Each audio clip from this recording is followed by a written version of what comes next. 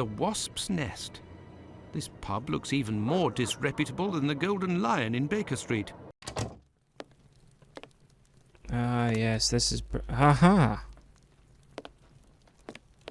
Here we go. Good evening, sir. Well, I know you. Why, we met at Miss Poolman's the other day. So you've come to slum it in Whitechapel, eh? Yes, Do you know Dr. Tumblety, a Canadian or American chap? Quite an extravagant dresser. Frequents this pub now and then. Are you intimate? No. What do you mean by that? yes, here we go. Nothing at all. He's very misogynistic. I just wanted to prove my discretion concerning this man, in so much and so far as I know him. You wouldn't like it if one day the tables were turned and everyone was talking about why you were in the borough. Isn't that so? Oh. The guy hangs out at a As it happens, I brothel. saw Miss Poolman recently. She told me that she couldn't wait to see you again. She said something about a surprise that is waiting for you at her establishment. Why, that is some of the best news I've heard, my friend. I've got a As feeling thanks, you're not going to I be would smiling. like to let you in on a secret. The man that you were talking about, and whom I happen to know by sight, passed by and went through that little door that you see over there. Another man let him in. They weren't together for more than a few minutes, to be sure, eh? Well, I will continue my This search. alleged doctor did Ah, exist. Apparently, he wasn't a doctor. I think he just... But what is this person trying to imply? He hates This women. matter is beyond me. Alright, let's see what this guy's got to say. Good evening, sir. It'll be the coup of my career, Governor said. Ha! You'll make loads of dosh of the paper, he said. Are you a journalist, perhaps? You're a journalist? Yeah, go ahead. That's go on, so. lad. Tom Bulling at your service. The Whitechapel ferret, the wizard with the scoop. You don't appear to be in a state to write anything, my friend. Is he You're drunk? mistaken. Whiskey passes through the blood and turns into ink. Simple. You see, mugs and inkwells are all the same. Don't you think you should settle your tab and go home? My red ink? Where's my red ink?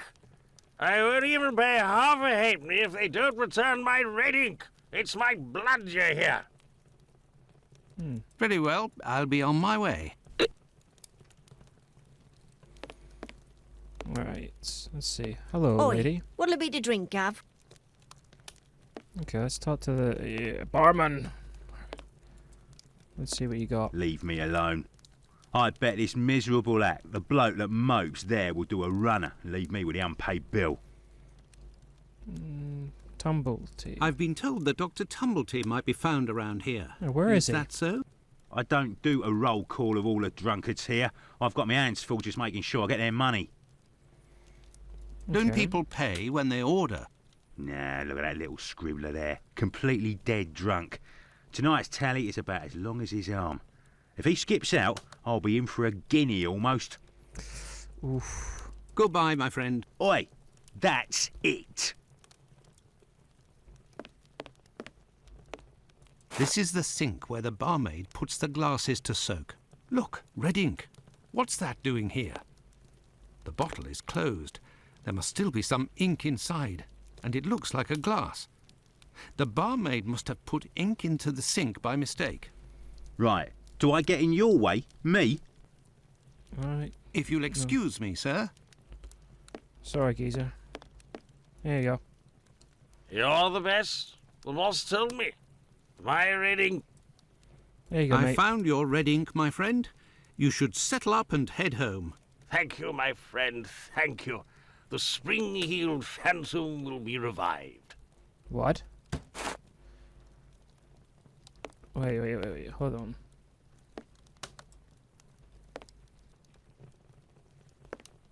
Oi, what'll it be to drink, Gav? Gov? Here you go. It's on the journalist, my friend. I owe you one. The next one is on me. What'll it be? Nothing, thanks.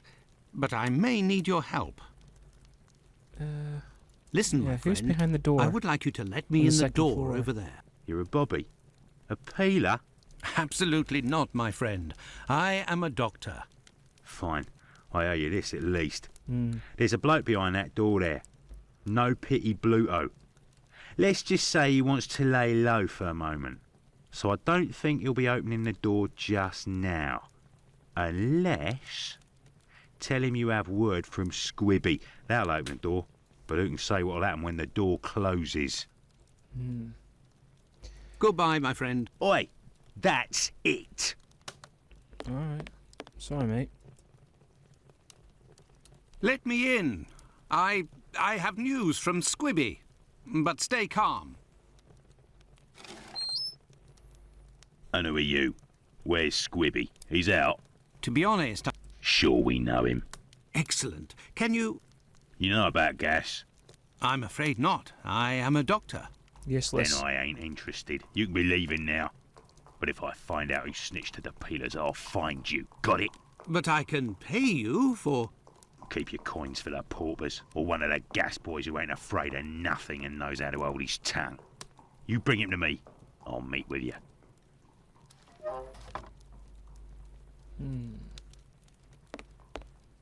Well, that was a whole lot of nothing about something. Okay. So,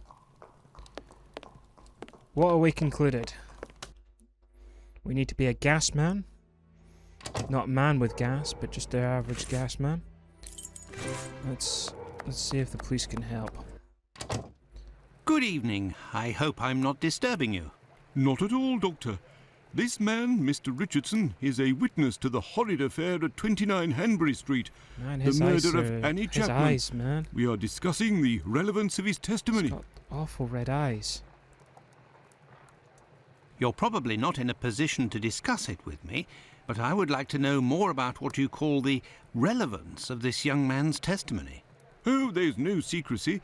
It's simply that the testimony given by Mr. Richardson doesn't match the time of death given by the coroner, Dr. Phillips. What was the time of death, according to him? Before 3:30 in the morning. Well, Watson was on the scene. My Let's see what he's conclusions think. were the same. Were there any other conflicting testimonies? Well, 2 other witnesses summoned at the preliminary inquest gave testimony, but in these cases too, the times don't match. Ah, Do you remember what it was they said? I didn't question them myself. A colleague of mine took down their statements on paper, but on deciding they were of little use, he tore them up and threw them in the bin. There's no point in being bogged down with useless paperwork. genius. I will take my leave, Humphreys. Goodbye, Doctor. Alright, let's talk to the ladder cells. May I introduce myself? I'm Dr. Alright, Watson. Mel China? I am... You wouldn't be the chap what writes the detective stories in that there paper? Well, yes, indeed, my stories have been published in the Strand. Go! It would seem your testimony is the subject of some debate. Could you tell me what it was Yeah. about? They'll be telling you I'm a bit befuddled about the times that I told them. But it can't be so. I knows what I sees and what I don't sees that morning. What did you see, or what didn't you see? And at what time, would you say? I'll tell you this for nothing.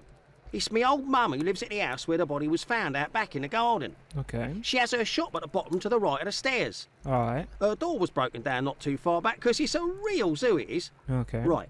The morning it happened, I head that way to see if me old mum has finally had the place broken into. It was 4:45 when I got there. That I'll swear on me dear old mum's life. 4 to 5. I had a look round to see if the cellar had been taken. Have you got a clock? No. I had a little sit down on the stairs by the courtyard because me shoes were causing me no end of pain and I had a cut and all. I didn't seize a single thing below the steps, Doctor. Not one single thing. If there was some bird all covered in blood, tain't no how I could have missed that, even if it were night time. Right. 5 minutes after getting to number 29, I had to clip off. And now they tells me that either I can't tell time no more, or I was fixing me loafer next to a stiff that was still steaming. All right then. Evening, gents. Nah, I think I see the problem. The clock tower. Here are the ripped statements. I can piece them together again. Okay. How do I... Ah.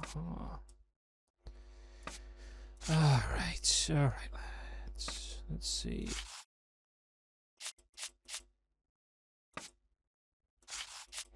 Always start with the corners. Let's see, this is my... No. delayed. Leader, let's see. Yep. Yeah, comes eventually. Those down. No, that's not there. Nice. Yeah, how's my rules? Nope. Yeah, there. You know? That's where I'm going wrong. Alright. This all makes sense. Now forget that. Testimony. How long to go? There, all done. Holmes couldn't have done better Oh, himself. witness. On the morning of the murder, the witness left her whatever, 32, approximately 5 o'clock. She passed down the street by 5:30. Witnesses was certain at the time. Black Eagle buried clock at it's half an hour. Found at 29. She saw man and witness talking. Age 40, a little taller than the woman. 5. The term pierced. What?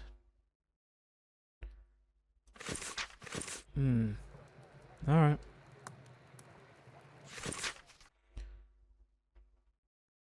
An old report on arrests that took place a few years earlier.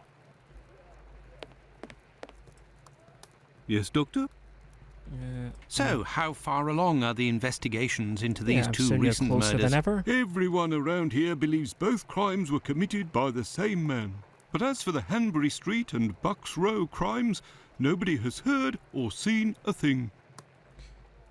What about Tumblety? By the way, have you heard of a Dr. Tumblety? No. Is it important? Yes. Well, no, maybe. Actually, I don't know. I have heard about this man, his frequent nocturnal outings and bizarre behaviour. What does this chap look like, Doctor? And where can we find him? Finley. The last I heard was that he was staying at Finley's place, the man who was looking for me a few days ago. It would greatly assist us if you could ask Finley what your strange associate looks like. We could then see if the description matches any witness accounts. Okay, I will let's take go. my leave, Humphreys. Goodbye, Doctor. Did he say doctor or did he say doctor? No, I'm just being particular, I think. Hello.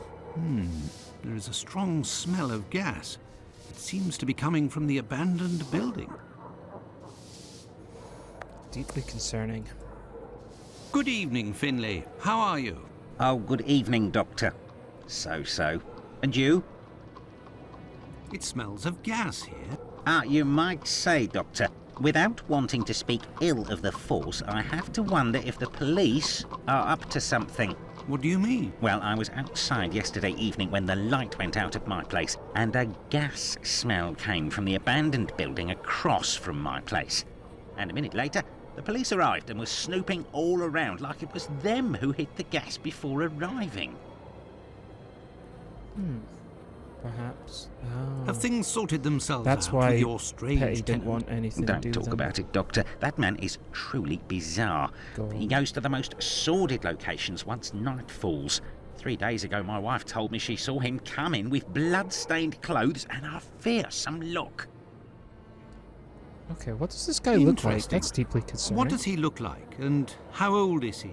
Oh, he's my age, give or take, so the other side of 50. He's always dressed in a striking manner with an American hat. He's big, close to 5'11", I'd say. He has a strange voice, not just his accent, see, his voice. Very well. Goodbye for now, Finley. Goodbye, Doctor. Okay, so Now then, let's go to the police station. let's see. Alright. So we got a lead. Dr. Tumblety.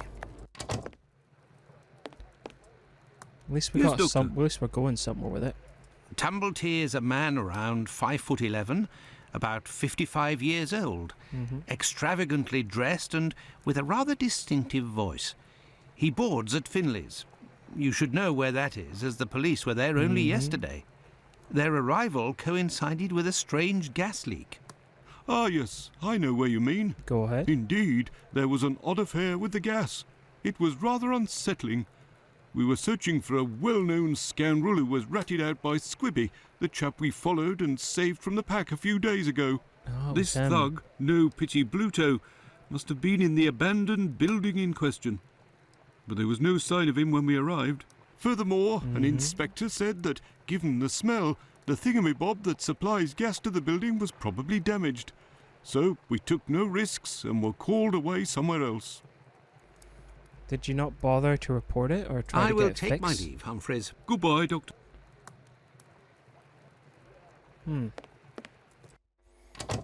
Okay. We're gonna need to figure this out. Okay. Don't need that. Map of London. I could return to Baker Street, but I am still missing some information. And that would put Holmes in a devil of a mood. Oh, wait, hold on. We've got a pill. I'll see if the doctor knows anything about that. Obviously, you know what I mean. Excuse me. Yes, Doctor? Could you tell me what type of pill this is? Yes, we have those here. It's not really a medication. We give them to patients with chronic respiratory conditions like tuberculosis. Ooh. Did you have a patient by the name of Annie Brutal. Chapman, the woman killed 3 That days would ago? explain why she had... Indeed. She came in the morning of her death. Poor woman. Did you give her these pills? Yes, now that I think of it. She actually came in twice. The first time I gave her an almost empty container without making her pay. She came back during the day and said she dropped the container and stepped on the pills. She wanted to know if I could give her more again without paying. I refused. After she left, a patient who was there told me that he lives at the same place and confided that she had been lying. He saw the pills fall in the tenement's communal kitchen, but the woman immediately wrapped them up in a piece of paper. Where did this paper come from? According to this man, she'd found it near the chimney in the kitchen. Anyone could have thrown that paper there. That envelope can't have anything to do with the murder. Pardon, Doctor? Nothing. I was just talking to myself. Wait. Well, farewell, Doctor. Goodbye, Dr. Watson. Well, it would seem that I have all the information I need for my investigation. Anyway, this fellow Bluto at the Wasp's Nest is rather shady and doesn't look like he'll want to cooperate. I'd be better off returning to Baker Street. Holmes will certainly know what to do. And besides, I am worn out. Fairs. Let's go back. Let's go back to Baker Street. Home, I sweet never understand, home. because I always thought Watson was married. There we are, Holmes. I've told you in great detail everything that happened last night. Excellent work, Watson. We shall now be prepared to answer a few questions about the horrible murder in Hanbury Street. Do you think we are now in a position to find out the identity of the murderer of these 2 women? No, I don't think so. It's outside of our scope and not our responsibility. As much as you've done for Leather Apron and the affair with the pills, our mission is to help the police by ensuring that they don't get caught up following false leads and to point them in the right direction. Let us start from what we know with some certitude. As you have just said, it is almost certain that the same person killed the Bucks Row and Hanbury Street victims. The reason to assume as much are numerous, and I shan't elaborate here. What do these 2 victims have in common? Age. It's true, Profession. these 2 women were in the same profession, but... Indeed, Watson. These 2 women were both prostitutes. That is of vital importance, Watson. But they're also older. My memory from your examination of the scene is rather hazy. I was talking about the victims' possessions that were placed on the ground and the rings missing from Annie Chapman's fingers. This killer is a cunning predator, comes from a rather humble background and shows steely self-control in carrying out the murders. He's a bit of a Something bastard. is puzzling me, Holmes. Richardson's testimony contradicts the time of death given by Dr. Phillips, Probably the which clock was also wrong. matches my own, 4:30 a.m. And yes, we shall confirm that, Watson, and attempt to determine the precise time of death. In order to do that, we will need to place everyone involved on a timeline. Only after that will we be able to place the knife symbolizing our killer. Let's look at our timeline, Watson. You have control. Okay. So. No. Okay. Let's put the time of death as assessed by Dr. Phillips on the timeline.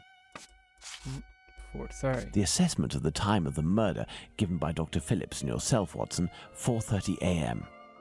Okay, what time did we arrive? Good. Charmer. Guns removed. Okay, we...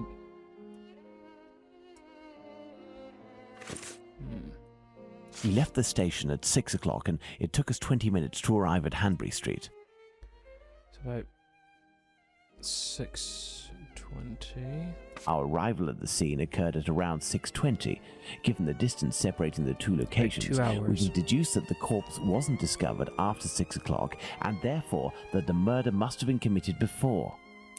Okay, so 5 years at gunpoint from mountains. Betchley, Benny the Scholar. Faggot? Forget? Okay, 46. Testified falsely. Backstage to the witness. Jacob. Oh, these are just concerning certain arrests. Testimony, that's what we're looking for. He got up. It was around 5:20.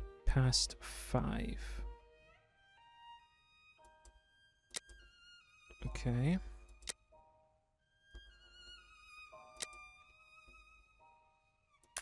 Okay. Oh, nope. Okay. Nice place to work. So 5:20. Hold on. Gets up at 5. That's right. 5:20 on the. Our next witness is Albert Kadosh. So he arrived about 5:20. Am I getting that wrong? It was around 5:20. Going back to the house, the witness heard voices from behind the hints coming up. The only word stood was no. He went to the building.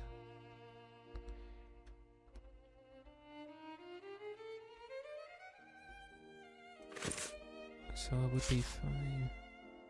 Kadosh leaves the garden, enters his house, then leaves for work, seeing the clock on the Spitalfields church showing 5:32. Okay. But he heard, as it returned 4 minutes later, he heard a noise. Okay, so it'd be... Let's place this symbol that represents Kadosh on the timeline. So it'd be about there. Kadosh goes back down into his garden approximately 4 minutes after having left it, and hears the sound of an impact against the wooden fence. Let's place this symbol. Okay, hold on.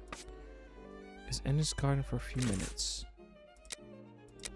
Gadolsh. He gets up. 5:32. No. Albert Kadosh goes down into his garden at approximately 5:20, and on re-entering his home, hears voices in number 29's garden. It was cold in the morning, so... Gosh. Now, for the most important part, the testimony of Miss Long. She claims to have seen a woman speaking to a man near 29 Hanbury Street sometime around... What time, Watson? Okay, hold on. Testimony of E. Long. About 5:30? Let us assume, therefore, that Miss Long's testimony is, as is most certainly the case, true. She places her meeting with the victim at around 5:30, claiming to have heard a clock chime on the half hour at the moment when she enters the street.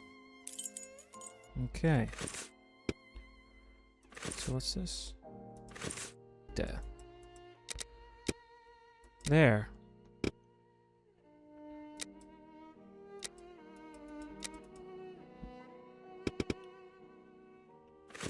Okay.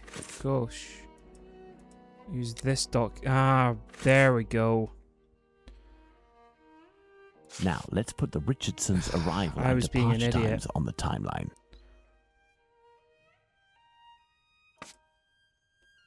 Hold on, he leaves at 4:45. No, he doesn't. Aha! There we go. And then, what does it say? 4:45 when I got there.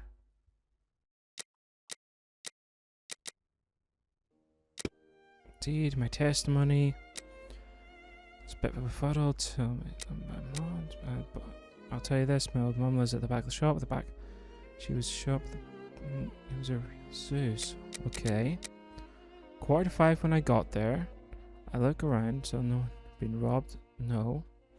Sat down in the courtyard to fix my shoes. Not a single.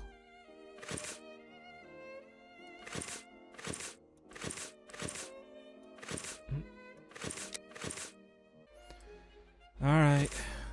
Okay, hold on. I'm just mucking about here. Cool, blimey. I'll tell my own mum's subject. I'm Dr. Watson, as I learn. I'll tell you this for nothing. My own mum lives at the house where the body was found. Her shop's at the bottom right of the stairs. It got broken in. Real zoo right this morning. Let's see. It was 4:45 when I got there. I'll swear on my own. I took a round to see if the wine had been robbed. No, I had to sit down on the stairs by the courtyard because my shoes were causing no end of pain. I cut the leather where it was giving me no jip. I didn't see anything below the steps, not a single one. If there was a dent covered in blood, tain't know how I missed, even if the night time, 5 minutes after getting to 29. Oh, it was 5 minutes, so...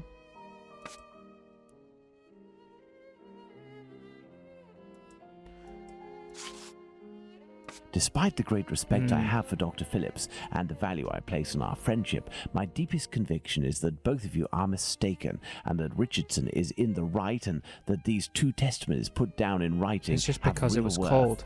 But how? Explain yourself, Holmes. Remember how you assessed the time of death? You touched the fingers and body of the victim, but it was remarkably cold for this time of year. In addition, the corpse had been drained of bodily fluids. Its heat retention was therefore no longer the same as that of an intact corpse. Egad! You're right, Holmes. Oh, I've had some time to research, Watson. Given these facts, my first diagnosis may have been off by half an hour, perhaps even an hour. Thus, we can confirm Richardson's statement and establish that the murder was committed after 4:50 a.m. and not before 4:30 a.m. Excellent, Watson. All our people are now in place. Yes, but Holmes, Miss Long Sorry, claims I to have looked for seen the Watson. victim at around 5:30. But according to Kadosh, someone, most certainly the victim and her murderer, was already in the garden at 5:30. Clock could be Excellent wrong. observation, Watson. It must be noted, however, that these two witnesses, Long and Kadosh, saw the time shown on the clocks in the area, which are often inaccurate and went by their empirical and, in this case, erroneous estimate of how much time had passed. Thus, neither of these two times can be considered reliable. Do you mean to say that these two testimonies might match? Indeed, let's put Miss Long's meeting with the victim at 2 minutes before 5:30. Let's add Miss Long's meeting with the victim at 2 minutes before 5:30 a.m. So, but Mr. there- Kadosh claims to have passed by the Spitalfields Church at 5:32, which, given the distance from 27 Hanbury Street, would mean he was still at home at 5:31. Let's therefore put the end of his testimony at 5:31. 5:30. Miss Long heard the man say to the victim, "Will you?" To which the victim responded, "Yes," which would suggest that an agreement was reached and that the What just happened transaction was there? imminent. They then proceeded to enter the garden, which puts the voices heard by Kadosh at 5:29.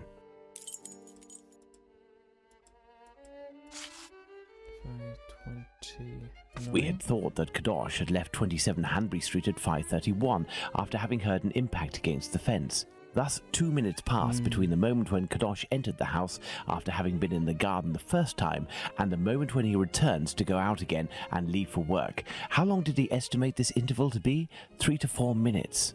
In light of all this, Watson, we can finally establish the time of Chapman's murder. Now, place the knife at the exact time.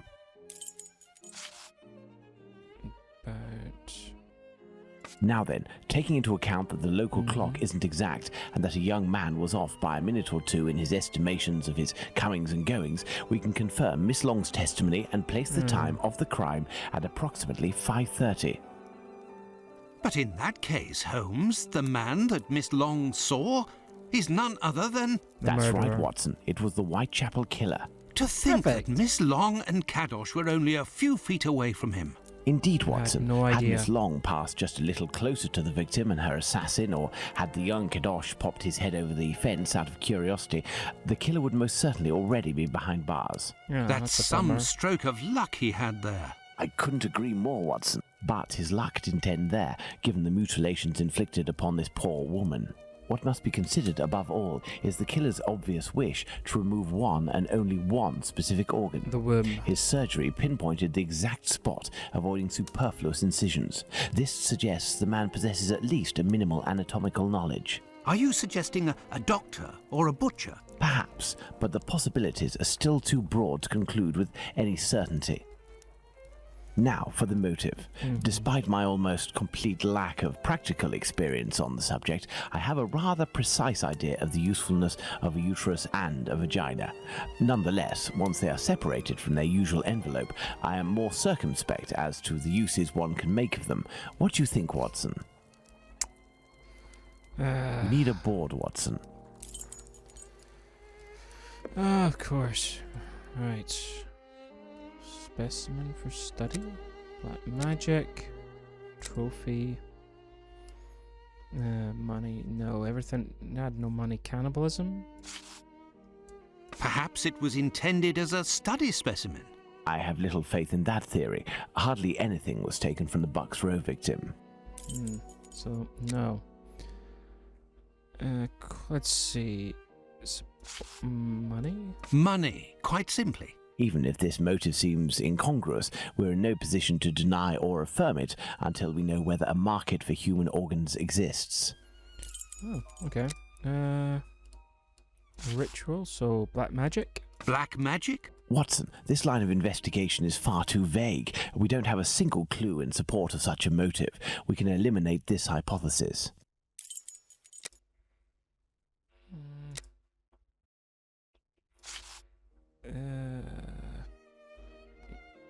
Let's see. Holmes, what if it was cannibalism? Even if the idea is unbearable, we can't ignore it as a possibility. Okay, for motive. A desire for some sort of morbid trophy. I'd be inclined to dismiss this motive. If this were the case, why would nothing have been removed from the Bucks Row victim? Elementary.